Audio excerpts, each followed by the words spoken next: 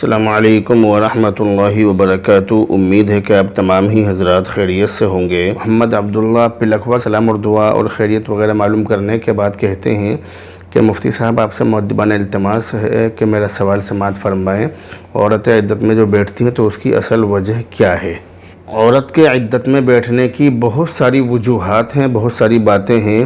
بہت ساری ایسی چیزیں ہیں کہ جن کی وجہ سے عورتیں عدت میں بیٹھتی ہیں، جن میں سے کچھ چیزیں یہ ہیں جیسے یہ پتہ لگانا کہ اس عورت کے پیٹ میں اس کے شوہر کا بچہ تو نہیں ہے، اسی طرح سے نکاح کی اہمیت کو دوبالا کرنا، اسی طرح بیوی کو ہمیشگی کا پیکر بنانا وغیرہ وغیرہ۔ شوہر کی وفات کے بعد اور شوہر کے انتقال کے بعد اس کی بیوی پر عدت شوہر کے نسب کی حفاظت کے لیے واجب ہے۔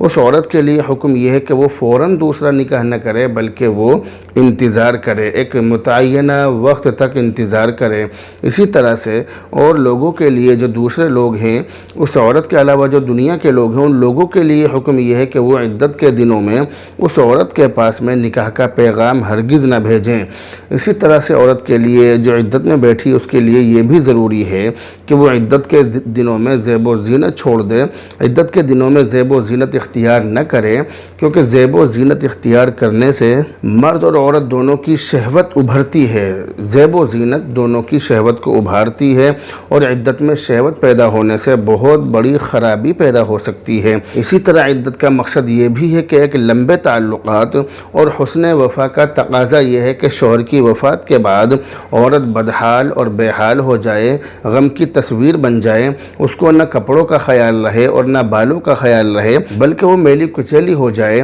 اور عدت سے یہ بھی ظاہر ہوتا ہے کہ یہ اب سے پہلے یہ عورت شوہر کے لیے بنتی اور سنورتی تھی، اب جب پیا ہی نہ رہا تو وہ کس کے لیے سنگار کرے۔ تو عدت کے یہ مقاصد ہیں۔ اسی طرح یہ بھی یاد رکھیے کہ جس عورت کے شوہر کا انتقال ہوا ہے اگر وہ حاملہ نہ ہو تو اس کی عدت 4 مہینے 10 دن ہے۔ اس کی عدت 4 مہینے 10 دن اس لیے مقرر کی گئی ہے کہ اس مدت میں پیٹ میں موجود نطفے میں روح پڑتی ہے اور بچہ پیٹ میں حرکت کرنے لگتا ہے۔ تو اگر عورت حاملہ ہوگی تو ان دنوں میں یعنی 4 مہینے میں اس کے پیٹ میں جو بچہ ہے اس کے بارے میں پتہ چل جائے گا کہ پیٹ میں بچہ ہے یا نہیں۔ اور 10 دن کا اضافہ اس لیے کیا گیا کہ تاکہ بچہ اچھی طرح سے ظاہر ہو جائے، کیونکہ شروع کے دنوں میں بچہ ابتدائی جو دن ہوتے ہیں ان میں حرکت عام طور سے کم کرتا ہے، اس لیے 10 دنوں کا اضافہ اور کر دیا گیا ہے۔ تو بہرحال اس پورے مسئلے کا خلاصہ یہ ہے کہ عورت جو عدت میں بیٹھتی ہے اس کی بہت ساری وجوہات ہیں